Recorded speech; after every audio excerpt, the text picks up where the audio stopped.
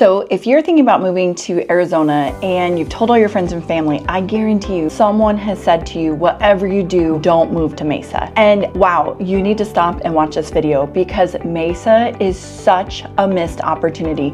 It's one of the #1 things every single person that is looking to move here from out of state says to me, oh, my friends and family said, whatever you do, don't go to Mesa. It's scary. That couldn't be further from the truth. Mesa is massive. It's in the top 40 largest cities in the United States, and there are so many great components about Mesa. I live in Mesa, and I'm telling you, I can bet you 10 out of 10 people would be very happy to live in our house in our area. So I have to share more about Mesa with you so that you can see there's additional opportunities out there for you to check out. So we're going to break Mesa up into essentially 3 main components today. We're going to talk about the downtown Mesa and the west side of Mesa area, and then we'll talk about the northeast corner of Mesa where this girl lives, and then of course we'll talk finally about the most recent component of Mesa that's being built out, what we call our Eastmark area, which is an insane master plan community that draws a lot of attention. So that's the oxymoron there. You know, people love what you're seeing for Eastmark, but then their friends are saying Mesa is so scary. And here's the thing, you need to know a little bit more information before you cross Mesa off your list. So first, let's talk about the downtown Mesa and West area. I have been here for about, I don't know, like 18 years or something. And I'll admit, you know, the downtown area of Mesa, when we first got here, was a little like, so there's a light rail system that goes down the middle of Main Street for a good chunk of Mesa. And sometimes, you know, when we were down there, we would see just a lot of transient activity, just using that light rail system, and some of the buildings were, you know, the businesses were really run down. They were older because remember, the downtown Mesa area was the original part of Mesa that was founded back in, you know, the late 1800s. So one of the best parts about the downtown Mesa area is that it's really known for its culture, its artisans. You're going to find small mom and pop business owners that have delicious food options like bakeries and art stores and a lot of places that repurpose, and it's caught the attention. A lot of people that want some more walkability, so you're going to see a ton more housing is being built down in that area with a fresh, new, clean vibe for studios and townhomes and places that we find some about having a big old yard at this time is really drawn to that style of housing. So it is becoming a really fun place to be. Now, the rest of the housing around all that new revitalization is a little different. You're going to see that a lot of the homes around the downtown Mesa area, they probably don't have HOAs. They're homes that are likely in the 300s, 400,000, so they're very affordable, but a lot of those people in that area, you know, they have owned their homes for generations. They're likely paid off. You'll see a mixture. It's older homes that you're going to see from like the 50s to the 70s that will have shingle roofs. The HVAC system is probably on the roof. A lot of homes have carports, or they have, you know, built on the garage at some points. There's a big mixture, and because anytime you have a no HOA situation, you'll see where there are certain areas where things have really been well taken care of, a lot of pride of ownership, and then you're gonna possibly go down the next block and, you know, find 8 cars parked on the front lawn, and maybe a couple of them have not moved in a while, and you get a little everything. That's kind of more around the downtown main part of Mesa. And as you push further to West Mesa, West Mesa also has some very interesting pockets. And what I mean by interesting is you're going to see a lot larger mix of apartments and duplexes, and they're not new, they're not fresh, they're older. A lot of people that live in them have you know, a lot of vehicles, and you might see like the couches on the front porch of the apartment,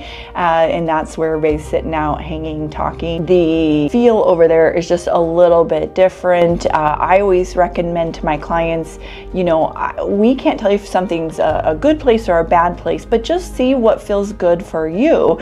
You know, some people have no problem with having a grade school down the street, and for other people that's just, they don't love it. They don't want to deal with the traffic or what that might look like. I've had clients that they do not want to be near a dispensary, and then I have other clients that are raising their hand saying, heck yeah, I want to be really nearby a dispensary for whatever reason. Same thing over there. Sometimes you're maybe going to see more of the pawn shops, the check cashing shops. Sometimes you'll even see there's a few drive-through liquor stores, so we're a little bit different here in Arizona, but that is definitely an area, well, all of Mesa really, and anywhere you're thinking about moving to Arizona, you want to check the crime ratings, the school ratings, and see what your comfort level is. You know, we had clients once that we put into a home that they were coming from a part of Chicago that they were like, oh my goodness, so yeah, you have some carjackings, whatever, nobody's getting murdered.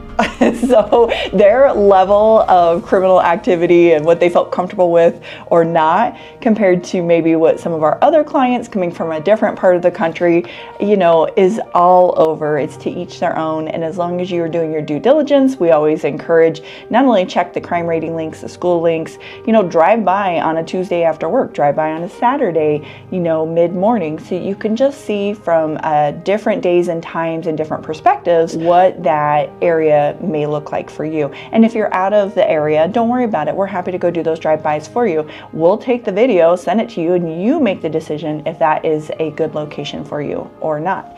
Now, one of the things that is nice about the Mesa area in general, and that you'll see a lot of people attracted to, is our drivability. So Mesa is one of the few areas where we do have some transit system, some busing, and then of course the light rail I mentioned.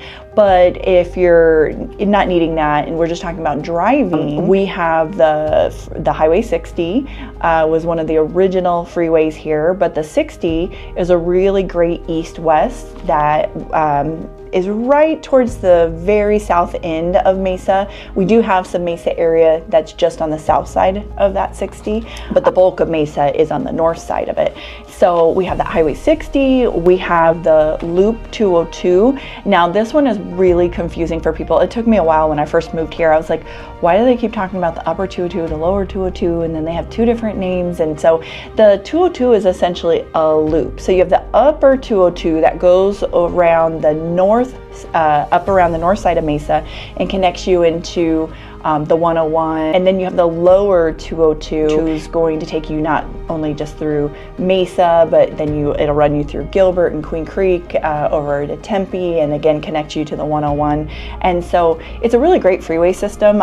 Coming from Portland, where traffic is a nightmare, we were so pleasantly pleased. The freeways over on the east side by Mesa, and actually in general in Arizona, the sides of the freeways are just nice and clean and well kept. There's a lot of lanes. We don't, unless you're taking the 10, which is brutal, and sometimes the 101. If you're predominantly on the east side though, the freeway system is great. The drivability is really good. And from Mesa, I mean, depending on where you are in Mesa, I mean, you can get over to, you know, Tempe Town Lake, where all the fun shopping and clubs and some of the dining is, in 20 minutes. You can easily get to the airport in, you know, 10, 15, maybe 20 minutes, just depending on where you are. And there's just a lot of options. So that part is one of my favorite things in Mesa because I drive a lot. So I mentioned that the downtown area though has so many things that you can do during the day and at night, and they have an entire committee that puts on activities throughout the entire year. One of our favorites is there's 12 West Brewing. We love to go. It's a great restaurant. Fantastic food, good vibe. There's this adorable sandwich shop that my husband just loves down there. If we're in the area, we for sure stop in and go to that. There's a lot of areas where you can go and do collaborative, you know, if you are self-employed.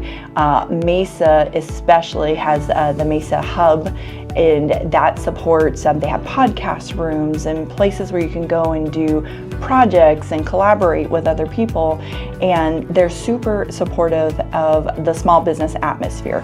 Now, they also have the Historical Desert Museum is one of my favorites. I love giving out a gift, an annual pass for that museum because it is so fun. It's very interactive. It's got all the dinosaurs set up. The kids love it.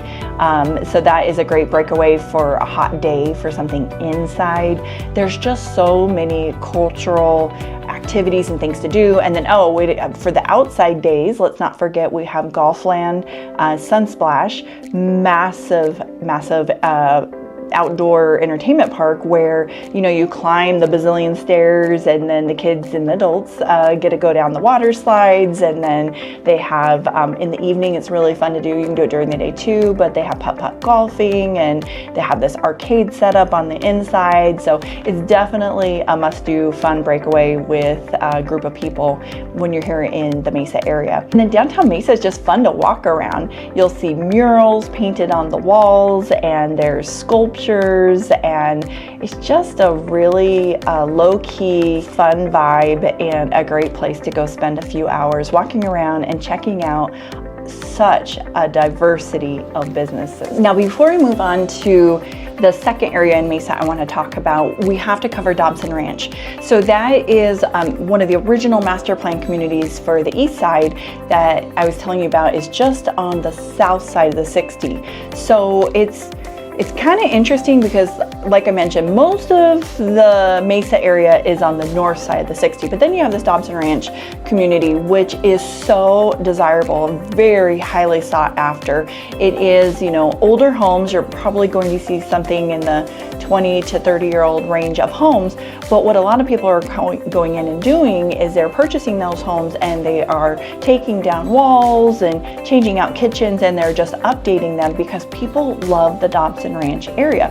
It's right there, minutes from Chandler, from Highway 60. You're just a stone's throw from Gilbert. The location itself is super desirable. The activities there, however, they're like on steroids. There's so many options to plug and play and connect, especially if you're moving here from out of state and maybe you're like us and you just don't know anybody. It's a great way to get out and connect. So here are some of the clubs that I was able to pull up in there. They have the Family Engagement Club, they have a Moms Club, a Dobson Ranch Community Club, a Writers Club, Line Dancing Club, Hiking Club, Retirees Club, Bridge Club, Pickleball Club, Women's Club, Small Business Club. I love small business stuff. A Yacht Club. Then they have a variety of political clubs. I mean, I could go on. The list just goes on and on. But then if you like to golf, they also have Dobson Ranch Golf Course, which is super popular. Played there myself. Their driving range was one of the very first ones to add the simulators, just like you're playing at Topgolf. So it's just got the full package, and people really love that area. You will find homes, anywhere from probably maybe the high 400s on up. They also have a variety of single family homes and townhomes. So there's a good mix of amenities and the location and the offerings of affordability in homes in the Dobson Ranch area. Now, for you outdoor enthusiasts, before I move on to the next section, I have to mention the Bass Pro Shop that we have in Mesa over on the west side. That is just unreal. I'm not into hunting or anything like that, but it takes my breath away. It is so fun to go check out. They've just made it beautiful. It's 2 floors. It has everything you could ever want for sporting or hunting goods or whatever you can imagine. It's like its own little world.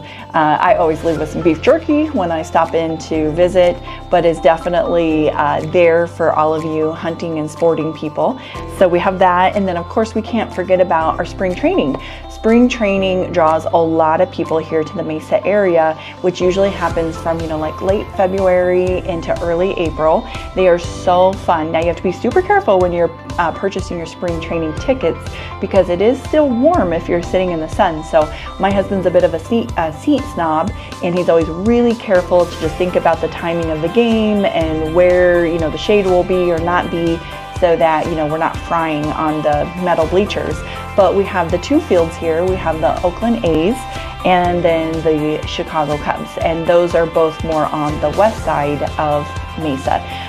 But as I mentioned, if you live in any of the other two areas I'm going to talk about, because our road system is so great over here, especially the upper 202 for our Mesa area, it's just like, it's phenomenal. It's never packed, I swear. It's like the best freeway I enjoy taking around here. So the second area of Mesa we're going to hunker down on is what we call the Red Mountain, or the La Sendas area. La Sendas, it's L-A-S, and then Sendas, S-E-N-D-A-A-S. And I didn't know about this area when I first moved here. Otherwise, I might have moved there sooner, because guess what? This girl, I live right up there in the northeast corner of Mesa. Now, our first, you know, I don't know what it was, 14, 15, 16 years, something like that, we were out in the Queen Creek, Santan area. But as that infrastructure kind of blew up and we had so many people coming in, my husband and I were like looking to just take it down a notch. We wanted to be in a slightly bigger lot. We didn't want quite as much of the street traffic from stoplight to stop. So that's where we started exploring to the Northeast Mesa area, and we love it. Now you're going to find up in the Northeast Mesa area a lot more, there's more gated communities. There are much larger lots up there. It's very common. It's going to be a little bit of a hit and miss, you know, homes with no HOAs versus homes with HOAs. Now if you're in a gated community, I can assure you, you probably have an HOA. But the La Sendas Red Mountain area is very popular because the homes are, a lot of the homes are like 20, 30 years old, but they are a little bit more of an upgraded version of a home. And what I mean by that is you're not going to usually find the AC on the roof. You're going to often see like tile roofs. You're just going to, almost all the homes will have garages. You know, there's just a different level of, you can tell, you know, maybe if the home's 30 years old, a home from maybe downtown Mesa area that was 30 years old versus one that was in the Northeast Mesa corner, you're going to see a significant, what would have been a price difference back in the day. So you can find homes up in that northeast corner, you know, starting out in the 400s or 500s, especially if you're looking at maybe like a townhome setup. There's not as much condensed housing, so you're not going to see a ton of condos or townhouses for the most part, but they are tucked in here and there. And one of the things in the La Sendas area is that you'll find they often go quickly. A lot of people will go in, they will purchase that home and then do a lot of updates and remodeling, and the value will just go up significantly. And that is because it is such an attractive area for even just how it looks. So your elevation up there is a little bit higher. You're kind of tucked right under the mountains. You've got probably, you know, depending on where you are, but usually fantastic views of the Superstition Mountain, which is one of my favorites. Our house backs up and we have a full panoramic of Wind Cave. You're also minutes from the Tonto National Forest. I mean, we're talking like 8 to 10 minutes. We can drive to Wind Cave from our house. Honestly, we could walk, but we can drive to Wind Cave in like 4 minutes from our house. And one of the things that we love about it is, you know, you get sometimes a little bit more extreme weather, but we think that's fun. We're kind of weird like that. You get a lot more wildlife. So the give and take is, yeah, you have bigger lots, but for example, in our neighborhood, every single one of the homes is pretty much on a half-acre property. And there's something in the CC&Rs, HOA has mandated that we have to keep, it's about a 10 to 15 foot radius around the perimeter of our property as a natural wildlife preserve, which means we get wildlife. So if you're looking in the Northeast Mesa area and you have small cats, small dogs, that is something you want to just kind of factor in, that you would probably not want to leave them outside by themselves. That's why you'll see a lot of people here, they'll go crazy with, you know, on Pinterest, they'll see a catio. They're very much necessary. You need to either swap your outdoor pets into indoor pets or have some safety measures in place, because just even at my own house, I mean, we've had owls, we've had coyotes, we've had a few snakes. It actually surprisingly hasn't been bad with snakes. Bobcat. I've had a couple bobcats. One, you know, just a couple months ago, we have a fountain in our courtyard, and the bobcat, was a hot day, was literally just laying in the fountain bathing, and I happened to walk by the front door where, you know, you could see out that window, and I thought, is that a dog in our fountain? And then the bobcat just got up, jumped down, and just went walking down our courtyard. It was so surreal. And then of course the javelina. Here's a crazy thing, weird random fact. When you move to Arizona, it is illegal in most areas to leave your pumpkins on your porch, and you really don't want to do it for a couple reasons. Even though it's a lot cooler in October, it's the weirdest thing I've ever seen. The pumpkins literally will cave in upon themselves within like 1 day. Never seen anything like it, even in your own home. So just kind of keep that in mind. But then the javelina really they love the pumpkins. So if you leave pumpkins out, you attract the javelina, and the javelina can be a little aggressive. They travel in packs. So the powers that be, they do not want you attracting a bunch of javelina to the neighborhood. So that is something you'll have to keep in mind. Oh, and traveling in packs, of course, I think I mentioned the coyotes. You know, usually when we see them running through our area, we'll see 3 or 4 of them. They do tend to travel in packs. They sound crazy scary when they're all shrieking, how they communicate to one another, but you'll often hear them, you know, around dawn or right after dusk, and it sounds like somebody's being murdered, honestly, but you know, they're for the most part fairly harmless. If you love to walk, you know, take something with you, you know, put some rocks in a water bottle or whatever, and if you just shake or make a loud noise or toss something at them, they're pretty skittish. They'll just kind of take off, not like the javelina. And then we have lots of bird of prey. You know, I mentioned the owl, we have eagles. I'm gonna stick a photo on here. These were a couple turkey vultures that were sitting on our back fence just not too long ago. So I think they prey on, you know, something that's already passed. So there was probably something dead nearby. But we have a little bit of everything. But the flip side is we have the hiking trails, the mountain biking. You know, we are literally probably 8 minutes from the Salt River where we're at in the Northeast Mesa corner. And the Salt River, it took me years because I heard all these things about the Salt River, like you don't want to go, it's dirty, it's nasty. Oh my gosh, people, stop lying. Like, there are so many good things. So we love going to the Salt River. Now for us, we kayak. We do the blow up kayaks. It's about a 2-hour trip. By the time we'll take 2 cars, we drop at one place, and then we'll have the other car waiting for the pickup at the bottom of it. But it's so fun, it's so peaceful. You do want to take life jackets, of course, even though the water's not super deep. It's about knee high. The rapids on it, rapids are pretty minor, but it's a really fun experience. It's relaxing. There's not great cell service, but there's wild horses and all kinds of other wildlife, and you definitely need to experience that. A lot of people will go down tubing and they'll take a bunch of tubes all at the same time. Some people paddleboard, but it's kind of addicting. And then they do night ones as well. So right before dusk, you can go down, and it's just really neat. I can't believe we waited years to go try it out. And then of course, if you enjoy golfing, there are so many golf courses and lots of golfing opportunities. Many of the courses are public. We have these Facebook pages that talk about the various courses. So if you're into golfing, you're thinking about moving to Arizona, I'd highly recommend joining one of our Facebook pages, because you get the inside skinny on which ones have been taken care of, where the course is in rough shape, where there's a deal going on, you know, who's a public club to a private club, and membership costs. And I'm not good enough to actually be a member at any place, but I do love a little executive par 3, par 4 course.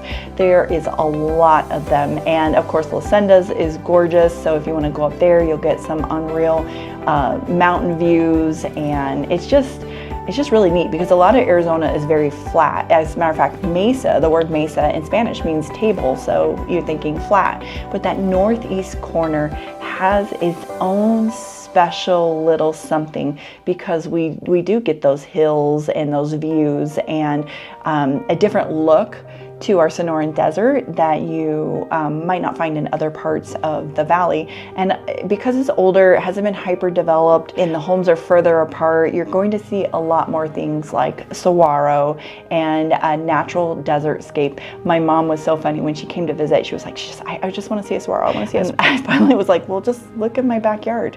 But saguaro are very cool.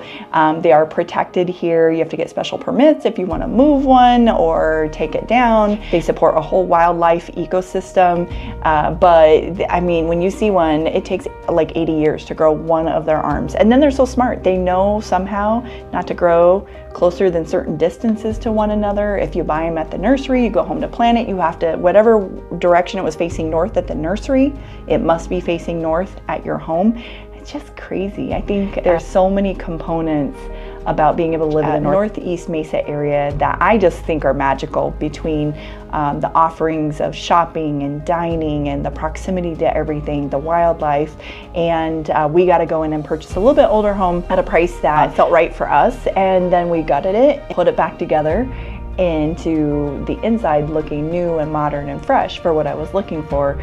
But in other parts of the East Valley, to have that, I would have paid a fortune, and it would have been probably a much smaller lot with less of all the other goodies I was looking for. So to go with our hiking and biking and kayaking and the Salt River and the Tonto National Forest, if you enjoy shooting, we have a couple different outdoor ranges here in the Mesa area, as well as boating. Oh, we can't forget about that. That is so fun. We're so close to not only Saguaro Lake, but also Canyon Lake, that you can take your boat, your jet ski, your water skis. It's a really fun breakaway, and it's so close. I'm always shocked when people come here and they think it's just all desert. We have a lot of water options, a lot of places to play. So in that Northeast Mesa area, you're going to find great school options, hospitals, dining, shopping, as I mentioned. And the Mesa area in general is such a concentrated area with such amazing proximity to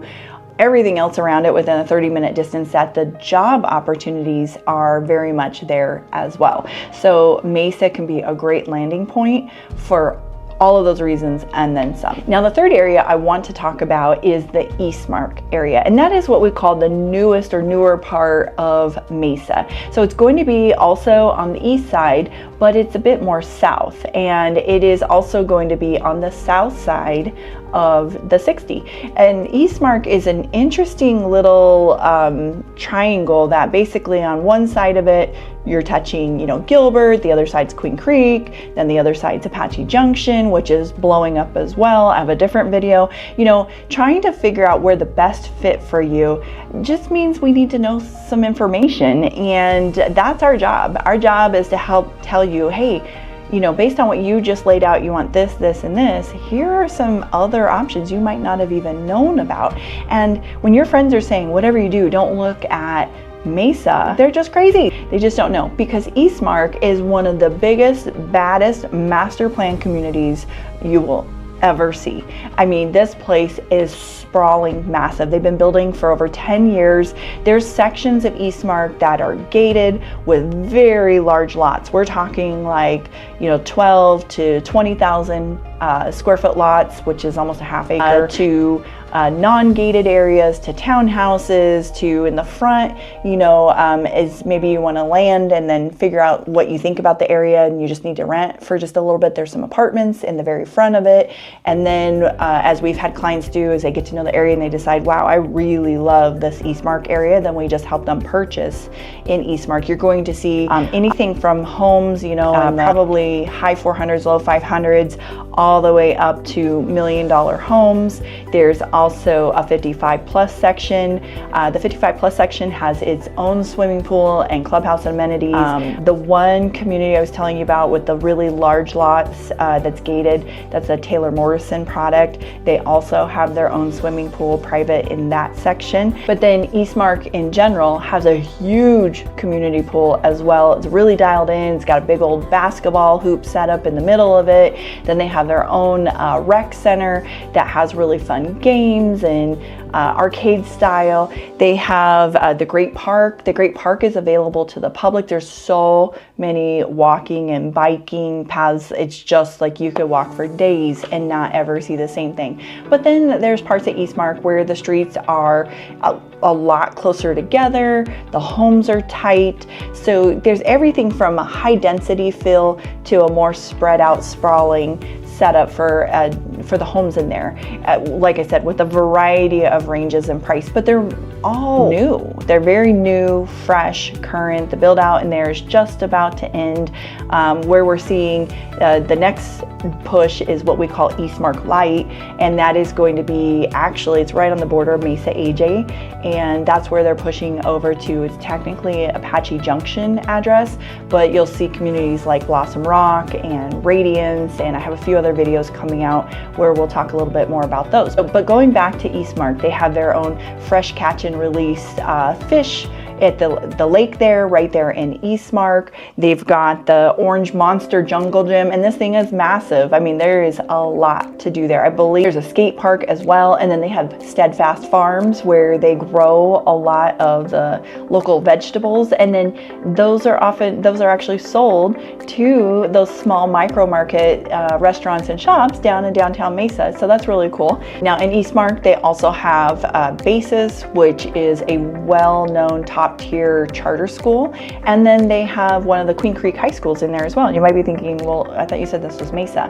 Well, one of the things you'll discover in Arizona is a lot of times we have overlapping districts and areas, so it's not uncommon to have a Mesa address but your kids go to a Queen Creek school and maybe you have Gilbert services. It's the craziest thing I've ever seen, but it is a very popular high school, and then of course a very popular charter school right there in Eastmark, which is really neat. And then of course there are a few other communities surrounding Eastmark that also, you know, are new and fresh and vibrant, one of them being Cadence. Cadence, just like Eastmark, has just community amenities like you wouldn't believe. I mean, in some of these communities, you walk in and you go to their community areas and it's like you're in a resort. It's so cool. Whenever we have people visit us from the Portland area, you know, they don't have anything like that, and they are always just like, wow, you guys live in paradise. And so we love our Mesa communities, our Mesa homes, and I just think they're fire and that you should give them a shot. And if they're not for you, that's okay. It's no problem, no harm, no foul. There's nothing in it for me other than making sure that you know about all your options before you make a commitment to purchasing a home, and then you maybe get invited to a girlfriend's house later and realize, well, if I'd known about this, would have been an option for me. One of the concerns I do get sometimes, because in disclosures, you know, the sellers have to let you know that if there's any airport traffic or activity nearby. And yes, there is, you know, Sky Harbor is about 20-minute drive away, and then there's the Mesa Gateway Airport, which flies Allegiant out of it. That's like 10 minutes away, but it's not like you're on the west side with Luke Air Force Base. I mean, that's got screaming military jets going on all day long, and it is crazy loud. Here over in the Eastmark area, the southeast corner of Mesa, you might see the planes, and yeah, you might hear them if you're outside once in a blue moon. You know, we could hear inside our house because our last house was over near that area, but it was nothing crazy, nothing that we felt like was a detriment. Honestly, we didn't really notice it. There is over at the Mesa Gateway Air Park a reserve unit that once a month you may hear they'll do some of the fighter jet planes, but it's a short period of time, and again, it's like once a month. So to us, it was the sound of freedom. We didn't mind it, especially I'm a veteran, and so I liked it, but you know, to each their own. Now, one of the things to know about the Mesa Gateway Airport though is it can be a really viable option. Usually those planes don't fly into the major airports. So for example, they wouldn't fly into Portland's PDX, but they'll fly into Eugene, which is like the second biggest one. So we have found in the past, they often will have really great pricing, and sometimes it made more sense for us to fly into Eugene. I mean, I think our first flight, I know the pricing has changed, but our first time we flew on Allegiant, I think, and they're regular size planes, by the way. They aren't these little hopper planes or anything.